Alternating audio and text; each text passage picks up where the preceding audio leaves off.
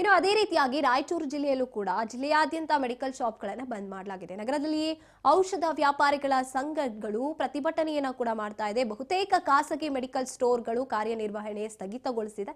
ತುರ್ತು ಔಷಧ ಸೇವೆಗೆ ಮಾತ್ರ ಕೆಲವೊಂದು ಕಡೆ ಅವಕಾಶವನ್ನು ಕಲ್ಪಿಸಿಕೊಡಲಾಗಿರುವಂತದ್ದು. ಸರ್ಕಾರಿ ಆಸ್ಪತ್ರೆಗಳಲ್ಲಿ ಔಷಧ ವಿತರಣೆ ಎಂದಿನಂತೆ ಮುಂದುವರೆದಿದೆ. ಯಾಕಂದ್ರೆ ಜನತೆಗೆ ನಮ್ಮಿಂದ ಸಮಸ್ಯೆ ಆಗೋದು ಬೇಡ. ಆದ್ರೆ ಯಾರಿಗೆ ಈ ಒಂದು ವಿಚಾರ ಬಿಸಿ ಮುಟ್ಟಿಸಬೇಕು ಮುಟ್ಟಿಸೋಣ, ಆದ್ರೆ ಜನತೆಗೆ ಸಮಸ್ಯೆ ಆಗದೆ ಇರುವಂತಹ ರೀತಿಯಲ್ಲಿ ನಾವು ಹೋರಾಟವನ್ನು ಮುಂದುವರಿಸೋಣ ಅಂತ ನಿರ್ಧಾರ ಮಾಡಿಕೊಂಡಿರುವಂತದ್ದು.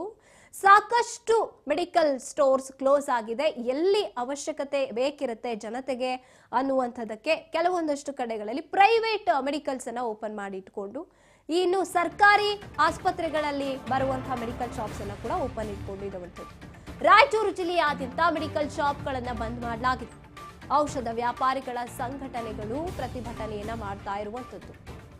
ಬಹುತೇಕ ಖಾಸಗಿ ಮೆಡಿಕಲ್ ಸ್ಟೋರ್ಸ್ ಕ್ಲೋಸ್ ಆಗಿರುತ್ತೆ. ತುರ್ತು ಔಷಧ ಸೇವೆಗೆ ಮಾತ್ರ ಕೆಲವೊಂದು ಕಡೆ ಅವಕಾಶವನ್ನ ನೀಡಲಾಗಿದೆ. ಇನ್ನು ಸರ್ಕಾರಿ ಆಸ್ಪತ್ರೆಗಳಲ್ಲಿ ಔಷಧ ವಿತರಣೆ ಮುಂದುವರಿದಿರುತ್ತೆ. ಆದ್ರೆ ಹೋರಾಟವನ್ನ ಮಾತ್ರ ಅವರು ಕೈ ಬಿಡ್ತಾ ಇಲ್ಲ. ರಾಯಚೂರು ಜಿಲ್ಲೆಯ ಮೆಡಿಕಲ್ ಶಾಪ್ಸ್ ಕೂಡ ಬೆಂಬಲವನ್ನ ವ್ಯಕ್ತಪಡಿಸ್ತಾ ಇರುವಂತದ್ದು ಎಐಒಸಿಡಿ ನಿರ್ಧಾರಕ್ಕೆ. ಬಹುತೇಕ ಖಾಸಗಿ ಮೆಡಿಕಲ್ ಸ್ಟೋರ್ಸ್ ಕಾರ್ಯ ನಿರ್ವಹಿಸೋದು ಸ್ಥಗಿತಗೊಳಿಸಲಾಗಿದೆ. ಇದು ಇನ್ನ ಎಷ್ಟು ದಿನಗಳ ಕಾಲ ಅಂತ ಹೇಳೋಕ್ಕಾಗೋದಿಲ್ಲ. ಅನಿರ್ದಿಷ್ಟಾವಧಿ ನಾವು ಮುಷ್ಕರವನ್ನ ಕೈಗೊಳ್ತೀವಿ. ಯಾವಾಗ ಈ ಫಾರ್ಮಸೀಸ್ನಲ್ಲಿ ಮೆಡಿಸಿನ್ಸ್ ಮಾರಾಟ ಮಾಡುವಂಥದ್ದು ಸ್ಥಗಿತವಾಗುತ್ತೋ ಅಲ್ಲಿವರೆಗೂ ಕೂಡ ನಮ್ಮ ಒಂದು ಹೋರಾಟವನ್ನ ನಾವು ನಿಲ್ಲಿಸೋದಿಲ್ಲ ಅಂತ ನಿರ್ಧಾರ ಮಾಡಿರುವಂಥದ್ದು ಸಂಘಟನೆಗಳು.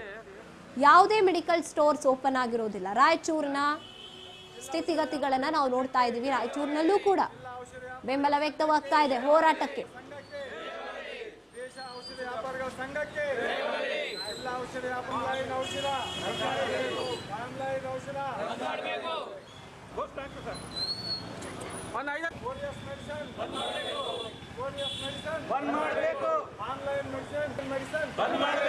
ಜಿಲ್ಲಾ ಔಷಧ ವ್ಯಾಪಾರಿಗಳ ಸಂಘಕ್ಕೆ